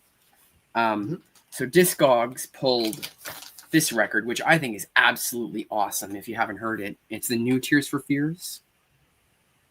Oh, have you heard that? How new? Have you heard this one, Daryl? The Tipping Point? No. How new is that one? Like 2022, 23, 22. No, I haven't. Is man, really it's good? So good, dude. Yeah, if you like Tears for Fears, do yourself a favor. Like really, yeah, no, I like Tears for Fears. I don't know if you're going to show it. The one that I really want is the Sowing the Seeds of Love one. I can't remember the name of that album. I have that one, but I didn't pull it because I just pulled like these two this one is really good too. This is one when what's his name? Smith there. What's his first name? The other guy. Yeah, I know who you're talking about. So not Orzabal, but the other guy, Smith. Yeah, forget it. Kurt Smith left the band. Yeah. So it's still Tears for Fears, but he this is really real. This almost is better than anything from the 80s. Like this is also really good too. Yeah. And then this one, I know everyone has this one. You know, it's so funny because I remember everybody would show it in the VC, and I was like, I can't Yeah. find it. I can't find it. And then I went and I rated that radio station. They had a mint copy, well, not mint, but near mint copy of it. That's excellent. Apparently, like I'm flipping through the bins at record stores, and they want like $30 for this record, and I'm like, Yeah, are it's you crazy. insane? It's crazy. Like, what's happening? I can't imagine like I get it with say the Hurting or the one that's after that, right? Because I think that is probably like a million presses. Like they probably Yeah, released a million copies of that. But those other two, I don't yeah. think they were as pressed. This I don't one's understand this it. one's actually quite rare. This one's tough to find. Yeah. Um, Yeah, no, Tears for Fears is really good. I'm gonna go grab my my record here real quick. but there's the guys there. Yeah. This album's freaking awesome. It's so good. That the new Tears for Fears? Yeah, it came out in 2022, but I still listen to it like pretty readily. Right on. 3 years later, like it's so good. It had been quite a while since they put out an album. Is it Yeah, not? yeah, but like they had. I mean, yeah, I don't know what to say. Like they took a break and timed them well because they didn't just kind of pump it out. They clearly took some time with this album. I was never But a fan. a lot of it is, I guess, Roy Orzabal's his wife passed away, so a lot of it is going through grieving and things like that. So some of the songs are very like it's not an upbeat album. It's more like a medium to lower tempo. But man, it's good. The Tipping Point is great. Rivers of Mercy. Oh my God, check out Rivers of Mercy. It kind of reminds me of Sowing the Seeds. What's the opening song, the Mother one there? Reminds me of something like that. Oh man, check it out, Daryl. Yeah. Yeah, no, I definitely will have to give that a shot because I do like Tears for Fears. There's no doubt about that. Mm-hmm. Yeah. Douglas is saying Tipping Point is an excellent choice. I have the CD with the bonus tracks, which are not on the album. Yeah, see, I only have the album. Music in the House. Love Tears for Fears, all shapes and sizes. The Hurting was my favorite album in high school. Also very good, yeah. Roger saying a fantastic band with great hits and deep cuts. Music in the House. Shook and got Dukes of the Stratosphere. 25 o'clock. Roger saying love ecstasy, yet I have no Dukes of the Strat. Okay. Yeah, you're right, Richard. When it comes to Tears for Fears, the deep cuts are the ones, like especially on that songs from the Big Chair. Like, yeah, the three big songs. This is the one you're looking for, Daryl? Is this the one you're looking for? Yeah. Okay, that's the one with Sowing the Seeds on it, eh? Yeah. Okay, if I find, I'll keep my eye out for one. Yeah, like. I mean, I could order it and stuff. It's just once again, we've talked about this with the shipping. It's just yeah. Okay. My wife's heading to Sudbury in a few weeks, and I doubt she'll go to a record store, but maybe I could convince her to see if she could find it. Offer to load the dishwasher for a week.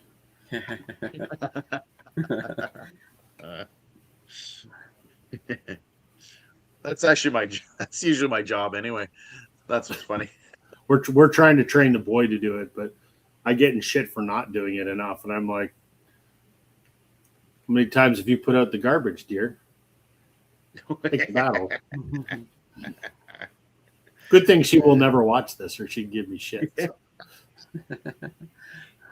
All right, we're going to Niagara Falls here. Yes, sir. Love this band. Wow. Love Honeymoon Suite.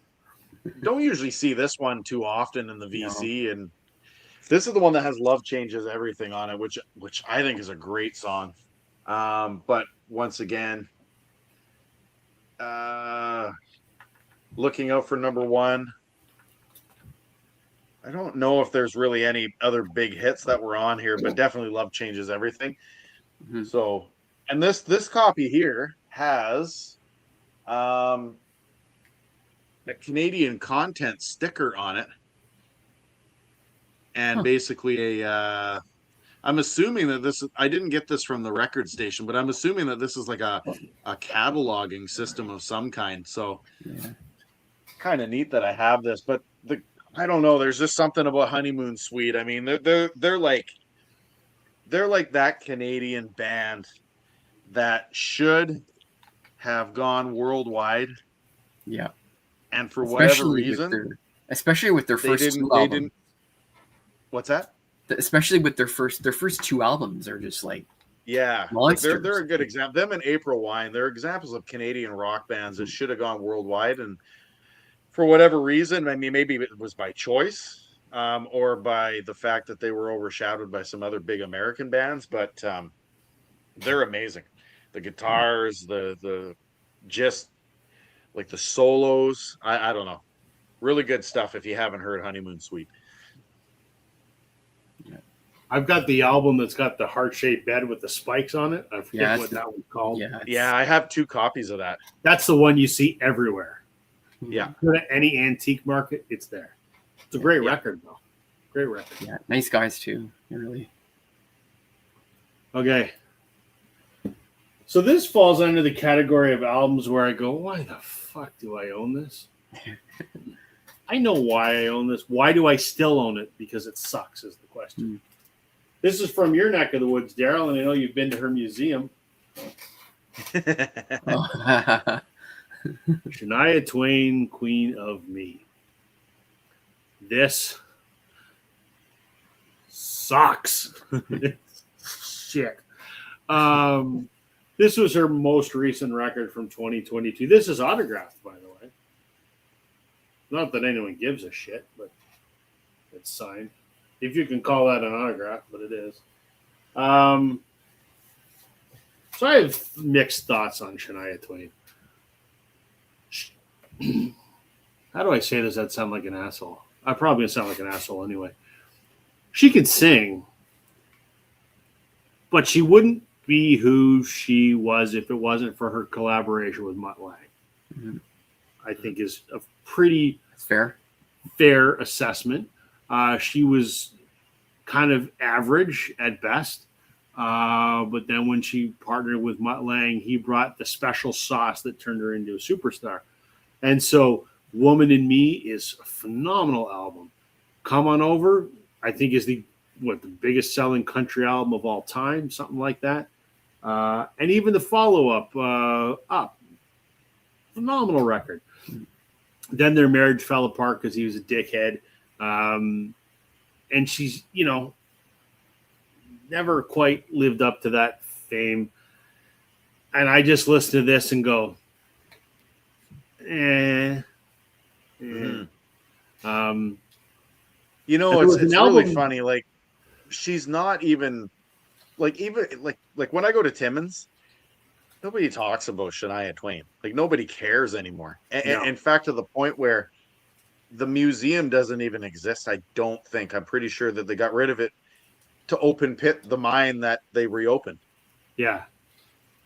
Yeah, she did have vocal issues for a long time. She completely lost her singing voice. Mm-hmm. She does not sing as well now as she did back then, but that was also 30 years ago when she was at her peak. So, I'm not faulting her for being old by any means. I mean, kudos to her for being out there and still doing it. I remember when she did the Vegas residency, and I just thought any of the videos I saw of that were really, you're not 25 anymore or whatever, let your music age and perform it as if you're 40 years old. I don't know. A legend for a time. I like the 3 big albums. I have a friend that played in her band last year, but this, if it disappeared from my collection tomorrow, I wouldn't give a shit. So I know it sounds really harsh, but I don't know. She was in the right place at the right time with the right people, and will never be what she was back then, I guess. Yeah. Mm-hmm. It's probably harsh, and I don't mean to sound like a jackass. the music is just not of the quality that it was back in the day. So, yeah, I guess that's what we're going to say about it. So, they're just saying the music was probably turned into something useful like a bank or a Starbucks.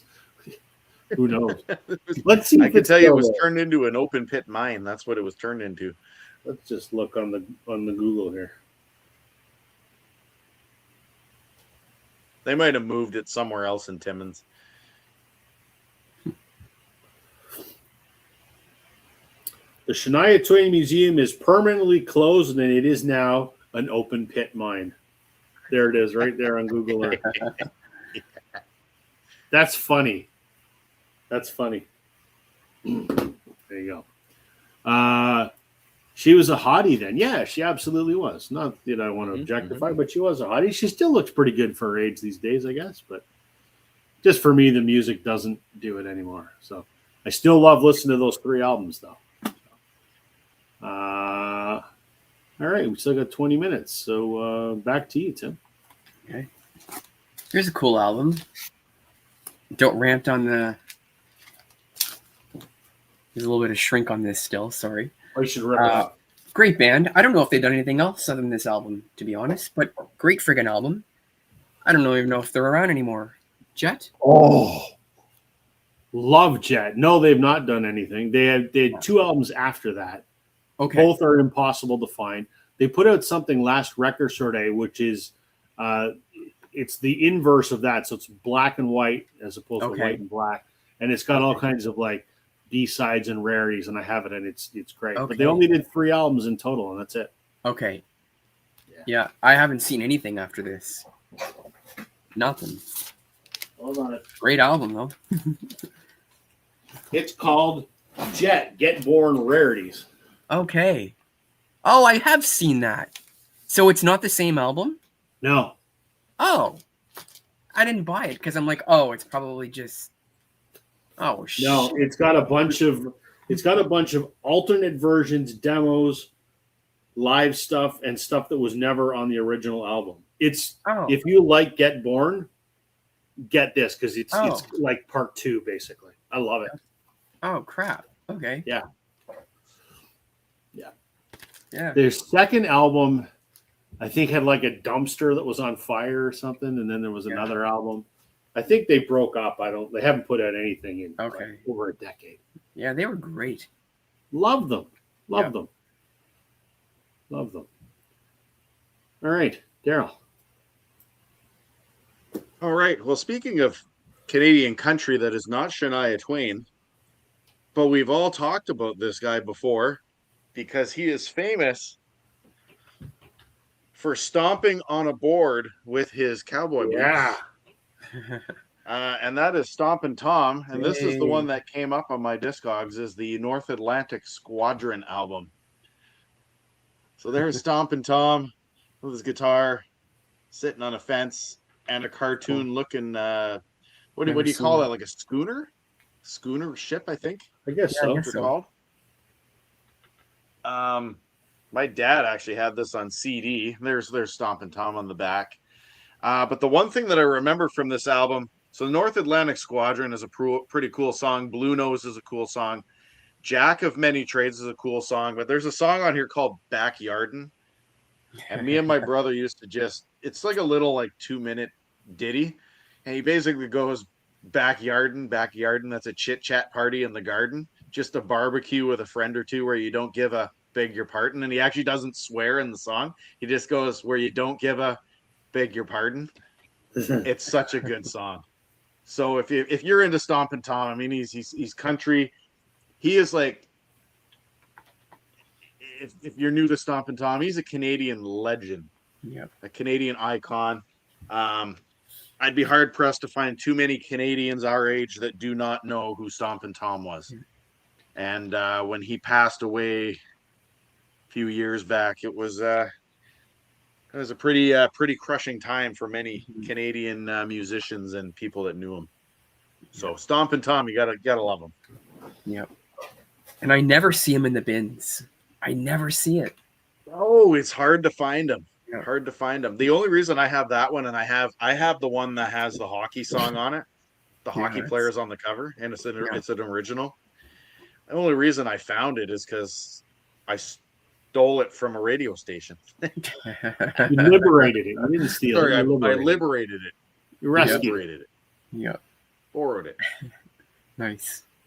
So I had to do multiple shakes there because the next thing that showed up was Jets Get Born Rarities. And then after that, it pulled up Shania Twain's Come On Over. And then it pulled up the Beatles Yesterday and Today. So I'm like, come on, we've talked about all of these. Oh, and then it pulled up another Eagles record. And then it pulled up a Don Henley record. And I'm like, well, Christ, I got to show something a little different. Nothing exciting about this, but it's, we got to show what Discogs tells us to show. So Stage Fright by the band. Their third album, my second favorite. Most often you'll find the album looking like this because most people lose the outer jacket that goes on it. What's on here? Time to Kill, The Shape I'm In, W.S. Walcott Medicine Show, Stage Fright. Those were kind of the hits, if you will. I love this. So Music of Big Pink came first. That's the heavily Dylan influenced record. And then there was the Brown album. And then there's this. So I like the Brown album first. And then I like this record, which is a great album. Not much more to say other than that. Discogs, you need an album. And you're right. Most copies do not come with that outer sleeve. Yeah. Even the picture in Discogs doesn't have that on the outer sleeve. So. It's a good record, though. I like it.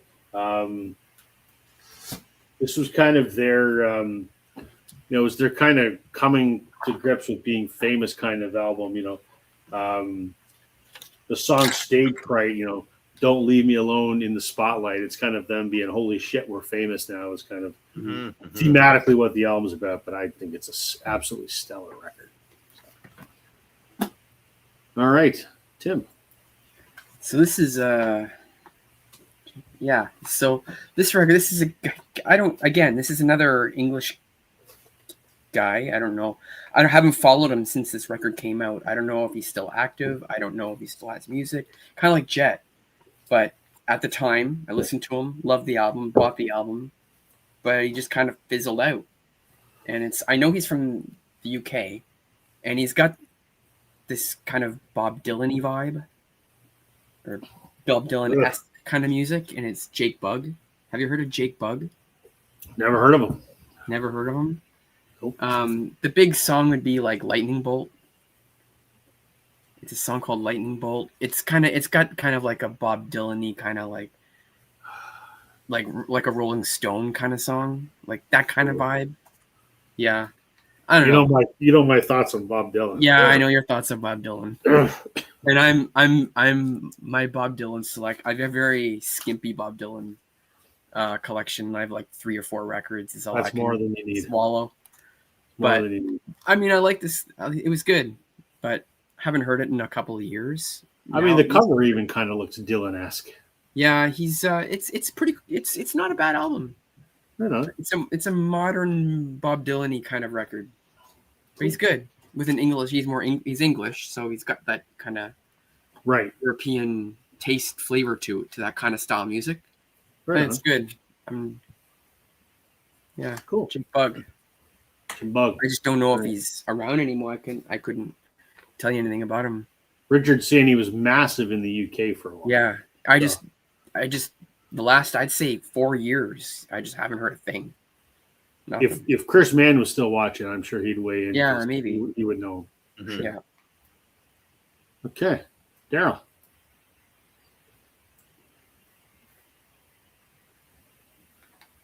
Well, speaking of Chris Mann, it's too bad he was. I don't know if I doubt he's still here because he's probably gone to bed. But the next one that Discogs pulled for me is a greatest hits album. Ooh. And Rob, I know you're going to love this one because I know that you've talked about this guy before. Dion's greatest hits. Oh yeah, he's great. Oh, yeah, nice. it's a great album. Yeah. Teenager in Love, Run Around Sue, The Sue. Wanderer is amazing. Yeah, I mean, this is what kind of music would we call this? I mean, it's I guess maybe rock and roll to an extent. Yeah. It's not really rock and roll though, but it's like that early '60s. I don't want to say Rockabilly? Everly Brothers though, because it's not Everly Brothers. Maybe like Del Shannon. Yeah, I don't know. I don't know what you would classify this as, but I like it. And it's not crooner music either. So, I think what it's would you rock and roll. classify this as, Rob? Like in the 50s, It's not rock and roll. It's not crooner. It's not. I would call it rock and roll, like Yeah. 60s rock and roll. I remember Sure. when I was a kid, my parents had a CD that was Dion and Del Shannon. Mhm. Yeah, And like one song would be a Dion song, the next would be a Del Shannon song. And I loved that CD because it had stuff like Run Around Sue and Hats Off to Larry and The Wanderer. And it was very early rock and roll. Good stuff. Good stuff.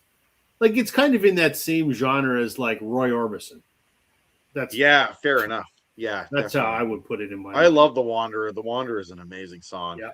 Yeah. Yep, absolutely. Hey, Scott agrees. It's early rock and roll, very soulful. Yep. Okay. So Discogs said that I should pull the Beatles live at the BBC. No one ever talks about this for some No. reason. And I think it's outstanding. There's actually two versions of it. There's this one with the black and white cover, which is remastered. And then there's the original with the sepia tone cover. So originally this came out in 1994. And this was kind of a test market because this was sort of like the first new Beatles release. Because up until that point, they mastered the CDs for the albums for CD in 87, but they hadn't really put out anything new. And this was kind of almost a test market because they were working on the anthology project. So they put this out to see if fans or, the music buying public would be interested in new Beatles material. And obviously they were. So they did the anthologies and whatever. So I bought this back in 1994 on CD, and I still have it over there. And I loved it. I was just getting into the Beatles at the time, and my dad and I were at a CD store, and I was looking at the Beatles, and my dad said, "Get this." And I'm like, "But I don't know most of these songs, Dad," because then at the time I only knew like, Love Me Do, I Want to Hold Your Hand, She Loves You, the big hits. And I'm like, I don't know what most of these songs are. And Dad said, trust me, you will love them. And I do. It's probably my favorite Beatles release because it's them playing the stuff that they played back in Hamburg when they were, a rock and roll bar band. So it's a lot of covers of like American R&B songs. So I love it. And a lot of this you can't get anywhere else. So the original version was 2 LPs, and then they expanded it to 3 LPs. Does it make any difference? No, not really. Then they came out with a Volume 2 called On Air Live at the BBC Volume 2. It's not as good as Volume 1 because Volume 1 has a lot of stuff that had never before been released. Volume 2, not so much, but probably my favorite Beatles record. And as close as you'll ever get to decent live Beatles stuff because all their concert recordings are shit. So, yeah. There we go. I don't know what that Mal technology, they'll restore some of it and make it sound better. I don't know. Well, I'm hoping. I guess so. Peter Jackson, who invented the Mal technology, he has bought the rights to the Beatles at the Star Club album. So apparently he's working on it. And I hope so because there's a lot of stuff there that can't get anywhere else. No. So. All right, let's go around one more time because it's getting close to 10 o'clock. So Okay. Show us one more there, Tim. Oh, I shook it, but I couldn't find it. It's in the sign boxes somewhere. So I shook it again, and I got someone that's not talked about very much in the vinyl community for sure. And that's Julian Lennon. Ah. And this is this would have been the one from 91. So that's not the big Velout one that everyone kind of Yep. talks about. This is the one that has like Saltwater and Rebel King. Maybe I Was Wrong. Help Yourself. This is a great album, but for whatever reason, I don't understand why no one talks about it. But this is like a very, very John album. Like he sounds like his dad's Really? so. I know he does I in early stuff too, but like Saltwater, what a great song. I don't even know that album. I didn't even know it existed. So No, have you heard Saltwater? no, Oh my God. I'll have to check it out. Yeah. Oh, you listen to Saltwater. It sounds like, are you sure your dad didn't write this song and you like nicked it? Like it's All right, I'll have to check it out later. Now I'm intrigued. This is a great album. But Okay. yeah, it came out in then early 91. They played this to death overseas, and it kind of grew on me. And yeah, Richard says his stuff is very hard to find, very underrated catalog. yeah, he's Yeah, really you only- good. You only Like I know see that- Sean is really coming into his own. Like he's arguably better of a musician than Julian, but I find Julian is a better songwriter, Right on. in my opinion. I'll have to keep an eye out for that then. Yeah. All right, Daryl. All right, well, we'll end this off with a musician who, I think since the set, he goes by a completely different name and a different persona due to his, I believe, religious beliefs. And that is Cat Stevens. I forget what he goes by now, his name and all that, but this is Teaser and the Yusuf. Fire Cat. I have that signed. You have this signed, eh? Yeah. You see that hole? Teaser and the Fire Do Cat. you see Cat that Stevens. hole? Do you see that Yeah. hole in the fence? So he goes by Yusuf now. Yusuf Yeah. is his name. So that that zero, that hole in the wall, he put Y, and then that hole in the wall is the O, and then finished his name after this. Yeah, Was he a pretty nice guy, or he was all right. Yeah, he's all right? yeah. Yeah, no, this is probably one of his more popular, famous albums. Morning is Broken, Peace Train, Moon Shadow. It's a really good album. Mhm. You know, folk musician, singer songwriter type thing. Yeah, I think after the 70s though, when he took on that new persona, I think it probably turned some people off, and I don't think he was doing too much in the 80s or the 90s that was big, but that was a huge album for him, along with the Bull one there. I can't remember the name of the album, but there's Bull at Midnight or something like that. Can't remember. But yeah, I have a few of his albums. So yeah, my dad used to play Cat Stevens all the time. Morning is Broken. I mean, pretty good mellow. Literally, like if you were to listen to that making breakfast in the morning, it'd be a pretty decent song. Right on. What are your thoughts on Cat Stevens there, Rob? I have none. No, No, it's just one of those. Again, I'm indifferent. Like I don't dislike him, but I've not listened to enough to really bother to have an opinion either way. T for the There's Tiller. so much music out there, right? You can't listen to it all. So Yeah, for sure. okay. Yeah, T for the Tillerman. I like the father and son song there, or whatever, and some great stuff. If Richard's still watching, he'll like this one. This was from my dad's collection.